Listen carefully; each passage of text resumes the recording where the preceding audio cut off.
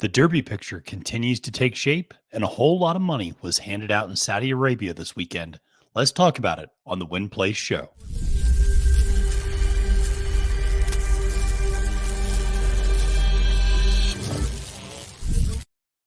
Salutations and welcome, horse racing fans. I'm your host to this episode of the Win Place Show. My name is Matthew DeSantis. You can find me on Twitter at the handle at Failed to Menace. The Win Place Show is a video program devoted to all aspects of horse racing and handicapping that is proudly part of the Trust the Profits YouTube network. Now, if this is your first time listening to the Win Place Show, make sure to press that subscribe button on YouTube to Trust the Profits. We have a lot of great content, international racing coverage, Kentucky Derby prep racing coverage, graded stakes coverage, Thursday night lounge where we're having fun at Charlestown or Penn National or one of the evening tracks that run on Thursday nights here in the United States. We have a blast. So no matter what type of horse racing content you're into, we got something for you here on Trust the Profits. So like I said, make sure to press that subscribe button. Also, make sure to like this video and comment below with what was your biggest takeaway from the last weekend in horse racing and what a weekend it was. We had a lot of big races, obviously, over in Saudi Arabia, the Saudi Cup.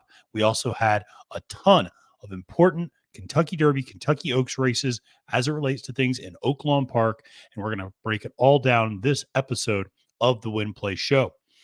Now, let's dive into recapping what was a huge week and a huge weekend in the sport. And we'll start by saying a big thank you to all of the viewers out there who watched our Capping the Card episode of Oaklawn and all of our Oaklawn coverage this past weekend. I mean, really, numbers were through the roof. Cannot thank you all enough. It does not get lost on us that we appreciate all of the support that you provide us on a daily and weekly basis here. And on Capping the Card, listen, I was able to connect you with about 6 winners on the card, actually. So that was pretty good. 4 of my top pick winners, despite 2 scratches. So 4 of my top pick winners came through, and then 2 of my value plays actually ended up winning their races as well. So pretty profitable day, good overall day for Capping the Card. Obviously, some hits, some misses, but as long as we can take you out on a positive side of the ROI, that's the most important thing. And I think top pick winners were 232 ROI on a $2 flat win bet. So, like I said, nice little return on investment there. And hopefully, like I said, connected you with some winners or some choices that you decided to use in a pick sequence, etc. That's the whole point. But let's shift from Oaklawn in the United States to the international racing, because that's what kind of went first or on Saturday, right? We all woke up and we got woken up by some great races taking place over in Saudi Arabia in the Middle East. And let's start with what was, I think, maybe the most or second most impressive performance of the day, depending on how you feel about another horse we're going to talk about here in a second. But Mostadef, oh my goodness, for John and Fatty Gosden in the turf in the turf stakes race over there in Saudi Arabia. Just absolutely incredible performance. Relatively close stalking effort most of the way around, and then just exploded and pulled away from the field, opening at will. And this was a very nice field of turf horses, but Mostadef was most the best, that's for sure.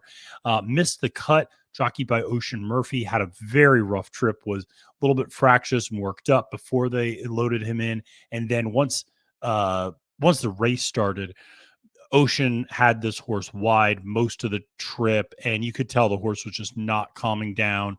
Still ended up finishing 4th, which is actually a credit. But like I said, everybody was well beaten by Mostadef. A really great horse that I hope we have the opportunity to see a lot more of this year on the track. Well, then, as we progressed on the Saudi Cup card, the United States had a heartbreaking loss, and actually 2 of them in different sprints, in both with the race with Casa Creed and having a meltdown in the Casa Creed race. So close, second year in a row. Casa Creed closing, getting closer every single stride, but ultimately the front-running BAFFTERT Leone of Japan was able to hold off Casa Creed by a nose. Casa finishes second. According to Bill Mott, he'll be coming back to the United States running in the Jaipur. So that's where we're expected to see Casa Creed next. But congrats to BAFFTERT Leone. one of three Japanese horses to win in the 8 Saudi Cup races on Saturday. So incredible display again at the international stage for the Japanese connections. Obviously, a great effort there by Casa Creed. The other horse that just barely missed out was Having a Meltdown, the Bob Baffert sprinter. And this was one where Having a Meltdown and Commissioner King just went at it up front. And they set incredibly fast fractions. And Commissioner King never let Having a Meltdown get too comfortable.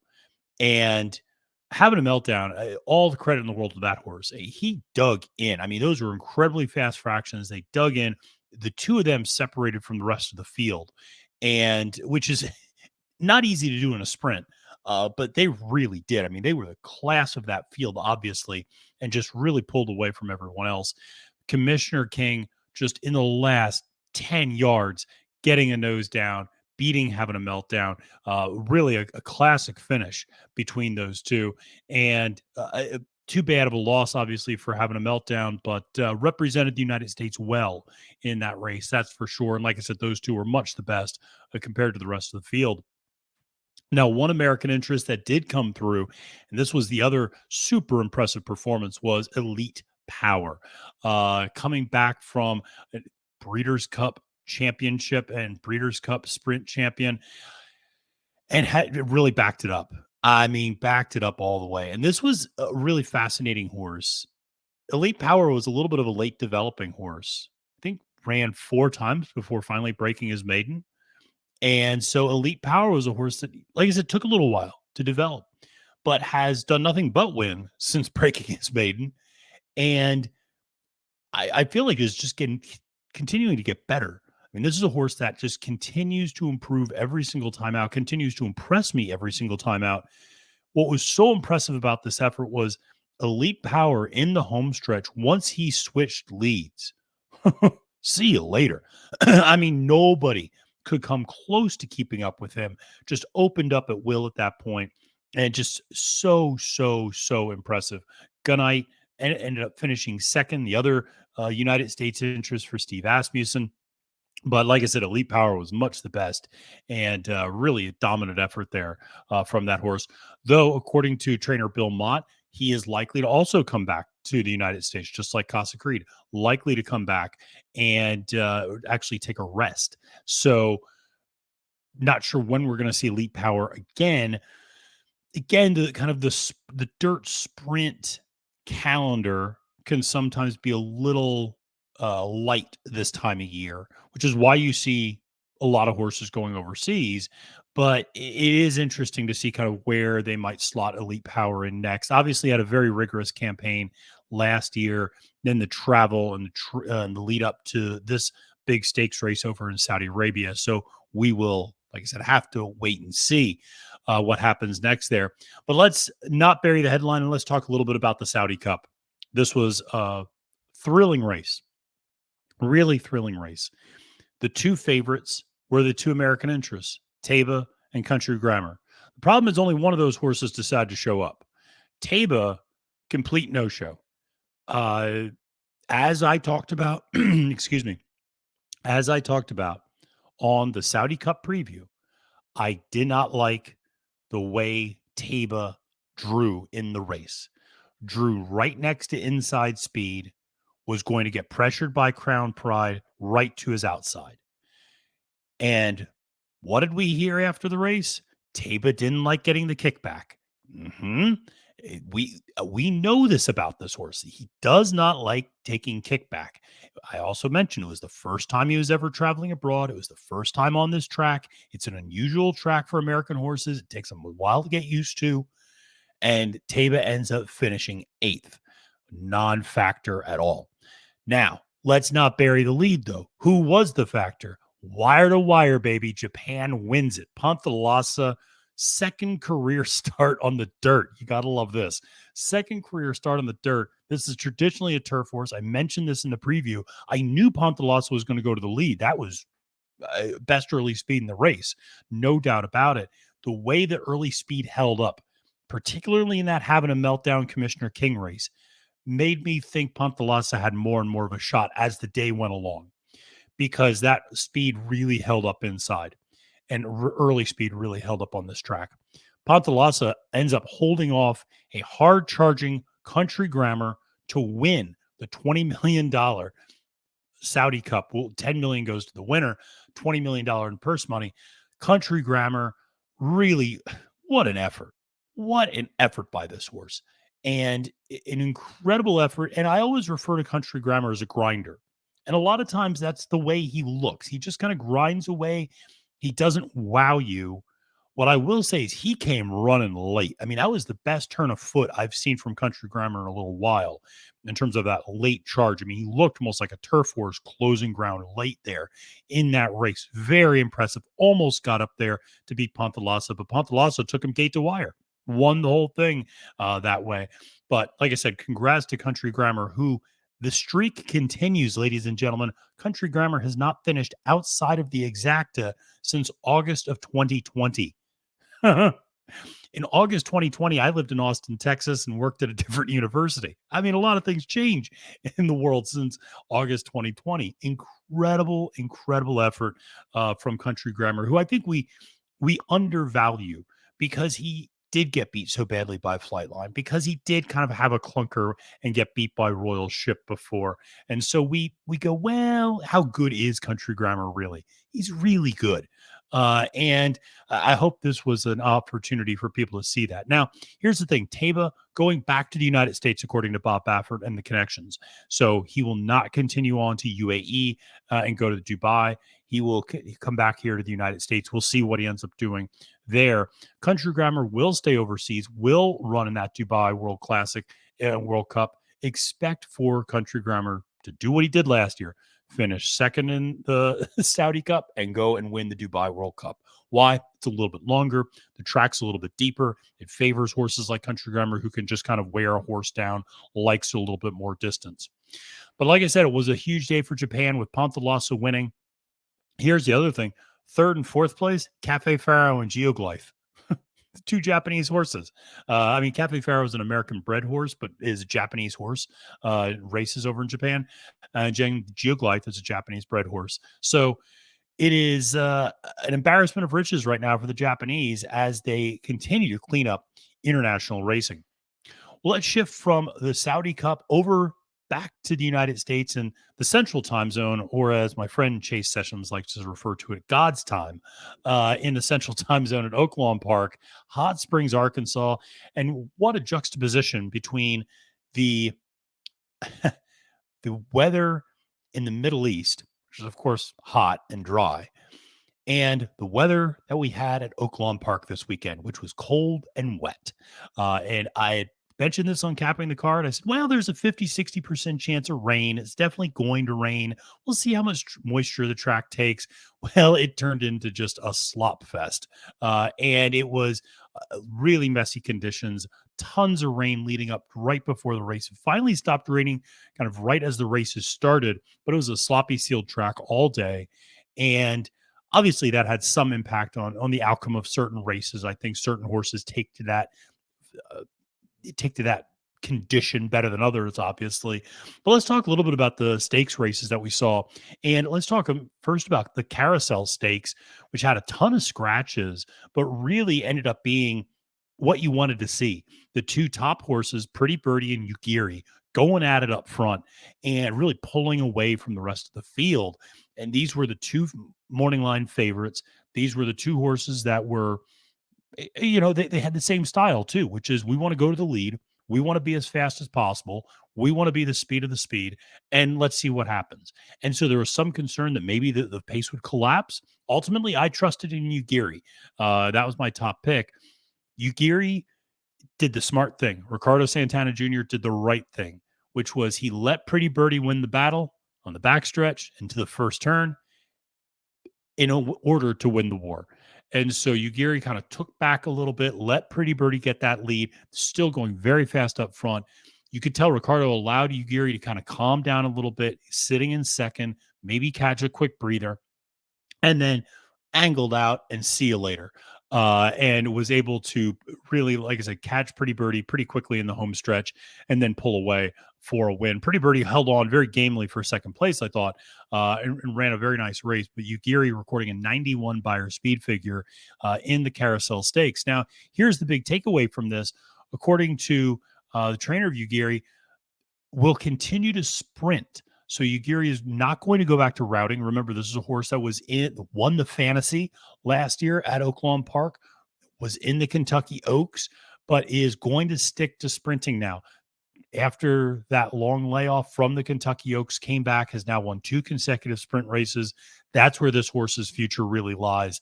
And she's super talented. So I'm looking forward to seeing what we get from Ugiri moving forward. And I maybe, just maybe, we'll see her hook up with Echo Zulu again down the road. You never know. That would be a lot of fun because, of course, they hooked up very dramatically on the front end of the Kentucky Oaks. Well, let's shift to the Kentucky Oaks Kentucky Prep races. And like I said, speaking of the Kentucky Oaks and the former entrant of Ugiri, let's go to the Honeybee Stakes, which, of course, awarded 50 points to the Kentucky Oaks, whoever won this race. And this was an interesting race in that it was a great effort, I thought, by front runner Condensation.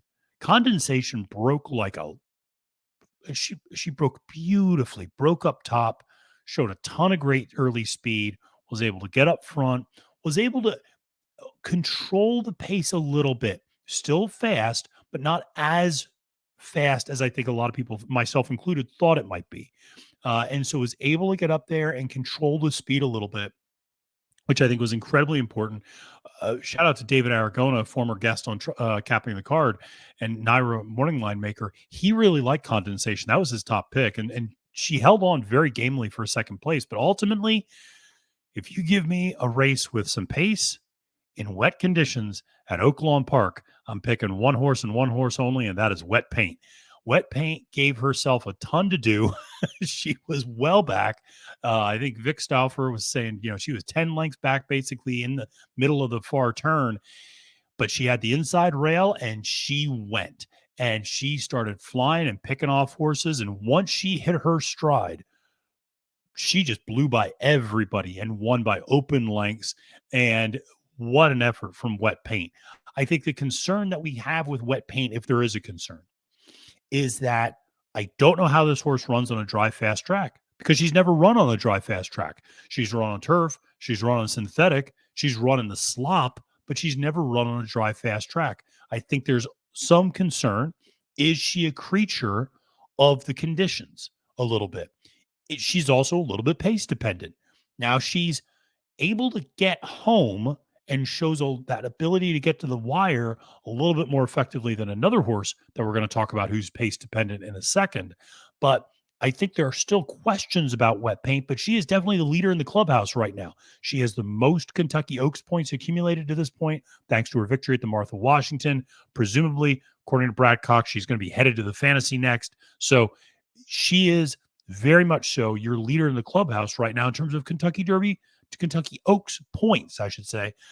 So we'll see if she's able to continue to capitalize that. But really great effort. And I also want to say, I thought a nice third place by Grand Love. That's a horse that I thought needed the lead, was coming back from a pretty significant layoff, had been a horse that was regressing a little bit. And from a Beyer speed figure, might not have progressed exactly, but I thought she showed a lot more than she did previously. I thought she kind of showed a little bit more gumption. She showed a little bit more fight. She showed the ability. She didn't need the lead to still run well, and so I thought she ran pretty well in third place in that particular race. And the horse that I mentioned that I knew was going to be a tease to a lot of people was Towhead. Towhead had run out of her mind last time out, recorded her best Beyer speed figure, but that was a huge jump one of the things, I've talked about with people before is when you see that huge jump, there's usually a regression, and it's usually somewhere halfway between what the big figure was and what the normal figure is. And that's exactly what happened. She came back and she ran in the 70s as a buyer speed figure. And I know this because Wet Paint earned an 83 buyer speed figure, and Towhead finished fourth. So there's no way she recorded anything better than probably a 77, 78 at best. So, like I said, congrats to Wet Paint and Brad Cox on earning that victory in the Honeybee.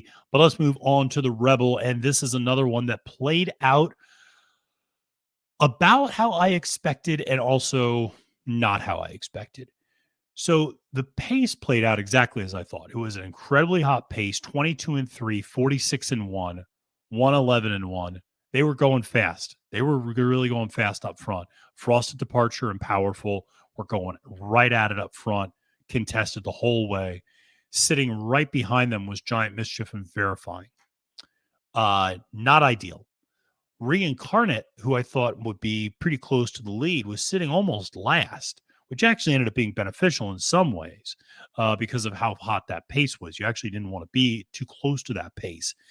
And ultimately, though, the horse that won, Confidence Game, coming back from a third place effort at the Lecomte Stakes. By the way, that Lecomte just keeps looking better and better. Two Phils coming back to run a very competitive third at the Risen Star. Instant Coffee's stock continues to rise. Confidence Game now coming back and winning the Rebel. Very, very impressive effort from Confidence Game. And my concern with Confidence Game was I had not seen another dimension out of this horse. Every time Confidence Game won, he got the lead. He was a need to lead horse. He could run well underneath if he didn't get the lead. He was competitive, certainly, but he never demonstrated the ability to get to the lead and to win when sitting. And that's what he was able to do today. He really was able to calm down. James Graham even said it on the track after the race, was he calmed the horse down. The horse just really got calm sitting in the backstretch, sitting, really in somewhere between fifth and seventh. There was, him and a few other horses were just kind of sitting there, 5, 6, 7, kind of clumped up, but sitting kind of mid pack essentially, and was able to make a move going around the far turn. And then when they hit the home stretch, was able to really put away Giant Mischief, and who, because the two speed horses, Frosted Departure and Powerful, kind of faded out. Verifying was in all sorts of trouble. We'll talk about that in a second. Giant Mischief looked like he was going to take the at first, and then Confidence Game just went right by. And a super impressive performance from Confidence Game, who earned a 94 buyer speed figure, one of our higher buyer speed figures that we've seen given out in this Derby prep season. And I should also mention, earned the highest time form speed figure, 117, which was tied with the time form speed figure given to Arabian Night in the Southwest, which is tied for, like I said, the highest given out on this Derby trail this year. So very impressive performance from Confidence Game. Congrats to Keith DeSormo and James Graham. The connections, that you could tell they were ecstatic afterwards. Keith DeSormo talked about how he screwed up getting this horse trained for the paddock, and the Confidence Game kind of freaked out in the paddock because he wasn't used to seeing people above him because of the way the Oaklawn paddock is designed. And but ultimately he was able to calm down on the track, and just an amazing effort there from Confidence Game. But there's a couple of other horses we need to talk about in this race. One is Verifying, who sat pretty close to the lead. And we'll talk about a trip. Watch what Florent Giroux was doing on that horse was just mind-numbing. And it was maddening because you could tell the horse had run. Despite sitting super close to that hot pace, he had a horse underneath him still. And he was sitting at inside second flight trip, which is what I took, which is exactly where I said he would be. I knew he would be inside second flight, and that's exactly where he was. And that's exactly where you want to be until you don't want to be there, right? It's kind of the perfect trip until it isn't. And the inside rail didn't open up, and you could tell that Giroux kind of hesitated, didn't know what to do. Other horses started coming in, and Verifying was just in all sorts of issues, was weaving outside, was weaving back inside, and still managed to get up and pass horses to get to fourth place. So it wasn't a bad effort. And considering how close verifying was to that early pace, I don't hate the effort. I'm willing to give the horse another shot. Would have liked to have seen better effort overall, certainly, but I think there's some excuses there. Now, the other horse to mention is Reincarnate, who sat very far back and then made a furious run late as well. I know Johnny Velasquez was very animated afterwards and was very upset with Christian Torres aboard um, Red Route One, who came flying late, and we'll talk about Red Route One in a second. But when you look at the replay, it was not Red Route One that interfered with Reincarnate. Red Route One stayed pretty true to his path, didn't really move. It was really Bourbon Bash, and there's a flight, because some people thought it was verifying that kind of came out and kind of interfered. There was a little bit of that certainly, but it was Bourbon Bash because there was an overhead tracking drone shot of the race. And when you see that, you can see that it's Bourbon Bash that really comes out and interferes with Reincarnate. And then Reincarnate kind of re-engages and goes once he's back in the clear. Reincarnate finishes a hard driving third. Very good effort from this horse. Did earn Kentucky Derby points because now he's trained by Tim Yakteen. But ultimately, Red Route One earned a few more Kentucky Derby points because he finished second. And it was the same song, second verse. As I mentioned in the cap of the card for Red Route One, is he comes running late. I told you there'd be a lot of pieces for him to pick up, and indeed there were a ton. And he got bet down from that morning line 10-1 as you would expect, but he came flying late, picked up a ton of pieces, showed that ability to charge, clearly likes the wet stuff at Oaklawn Park, and finished a hard driving second, earning 20 earning 20 Kentucky Derby points. So, he's certainly a contender, not quite necessarily a lock for the starting gate, but pretty close to it at this point for Red Route One. The thing about Red Route One is he's got to give himself a better trip. I mean, he was 19 lengths back at one point. I mean, this horse just gives himself way too much to do, and he doesn't get there. See, that's the difference. Wet Paint gives herself too much to do, but she gets there at the end. Red Route One gives himself too much to do, and he doesn't get there. Now, he was well beaten, you could say, by maybe the best prep horse we've seen in Arabian Night. Fair enough. And he's gotten beat by Confidence Game, who turned in one of the best performances we've seen in the Derby Trail at this point. Fair enough. But at some point, you gotta win. And I know Andy Serling made the point. He feels like everybody's Belmont horse. There's an element to that, that people are going to say, "Oh, you just keep giving him more ground, keep giving him more ground." That only works if you give yourself a better trip. Okay. You just can't keep giving yourself 19 lengths and go, I'll catch him eventually. I'll catch him eventually. You got to get there. And Red Route One, listen, I'm going to continue to use him in vertical exotics because he's going to keep flying late, but he is a little pace dependent. He needs a fast pace. Seems like he's been getting it in these races and he may continue to get it. But I also kind of like Wet Paint, want to see him on a dry track. Now he's turned in some nice performances on a dry track, but I do think he likes the slot maybe a little bit more than some of these other horses, which is something to consider. But ultimately, like I said, credit to Confidence Game for earning those 50 Kentucky Derby points. Well, let's shift from race recaps to covering some other news very quickly in the sport. One is some jockey news. Irad Ortiz Jr. had another day on Friday. Of course, a few weeks ago, Irad won 7 races in a row. It was absolutely incredible that day at Gulfstream Park. What did he do Friday? Well, he only won 5 races on Friday at Gulfstream Park. Listen, Irad Ortiz Jr. is one of those jockeys. I know he's very divisive. A lot of people think he rides dangerously. I think he can certainly ride dangerously. I wish stewards were a little bit more forceful with him and to send a little bit more of a message. There is no denying his talent, though. Irad Ortiz Jr. is one of the most talented riders we have, and is just so incredibly. When he gets hot, he gets really, really hot. And when he decides to put on his riding shoes, everybody else is running for second place. And when Irad has one of those days, just sit back, relax, and watch it and enjoy it. So congrats to Irad on that great piece of jockeying. And I mentioned his name earlier, but congrats to James Graham, too, on the win with Confidence Game. That was a really great job by him because that horse was really legitimately worked up in the paddock. And to get that horse to calm down before the race, and then to get that horse to show a different dimension in the race, all credit to James Graham there. Really, really great effort there. Well, let's talk a little bit about some trainer news. I mentioned his name earlier, but Bill Mott, have a day, my friend. Bill Mott is the winning trainer on Elite Power over in the Saudi Arabia, is the trainer to the second place horse by a nose in Casa Creed. And oh, by the way, also wins the Gulfstream Park Sprint with Candyman Rocket all on the same day. And this is about a month after he wins the Pegasus World Cup with Art Collector and finishes 1-2 in the Holy Bull with Rocket Cat and Shadow Dragon. So Bill Mott, I mean, my man, have a season right now, have a month. It has been a great month for Bill Mott, who I think is one of the class acts in the sport. I'm a big fan of his. I've seen him, met him very, very briefly in person up in Charlestown. And I'll tell you this very quickly as a digression. There was a horse, a West Virginia bred horse that ran in that Charlestown Classic against Art Collector.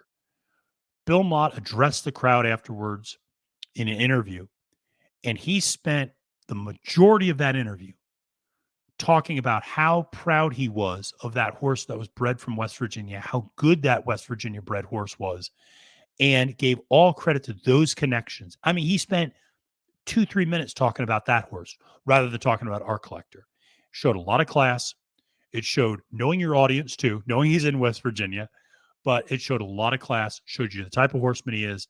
I have a lot of respect for Bill Mott. And so when he does well, I'm happy. That makes me happy to see good people, I think, in the sport do well.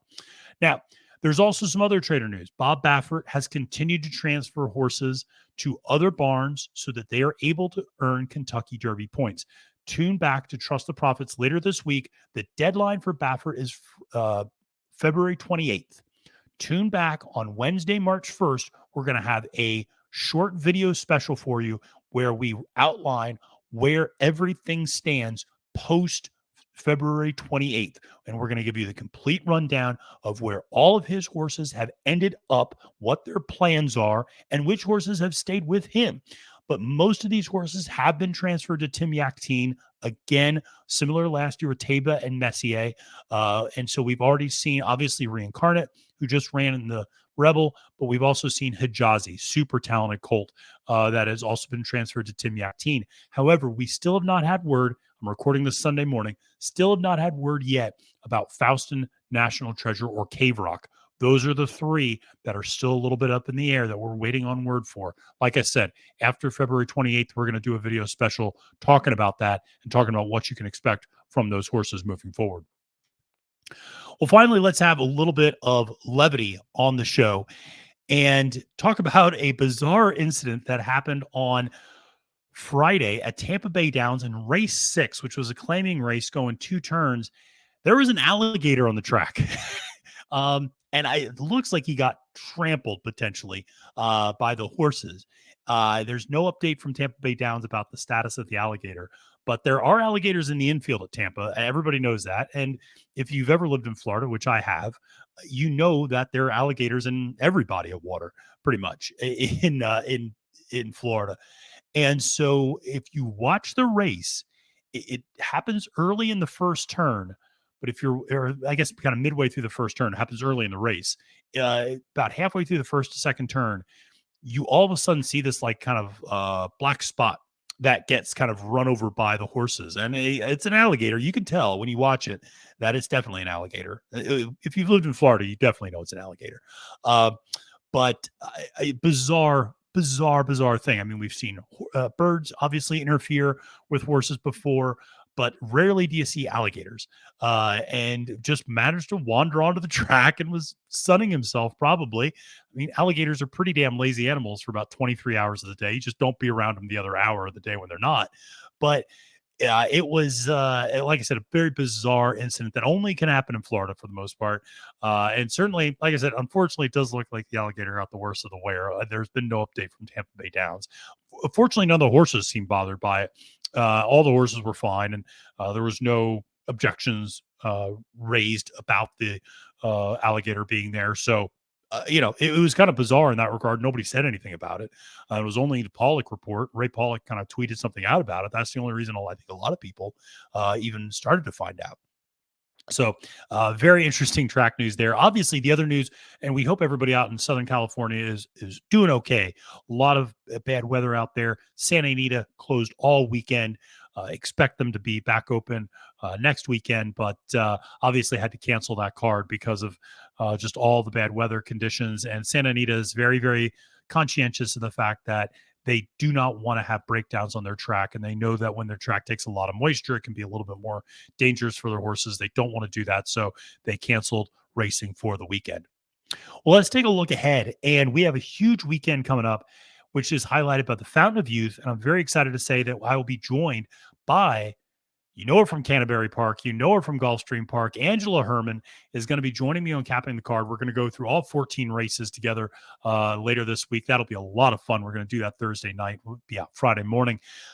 But Fountain of Youth features the return of Forte, the return of Blazing Sevens. Now we're getting some big names coming back into the Derby picture. Obviously, Forte, the juvenile champion, Blazing Sevens, the Champagne Stakes champion.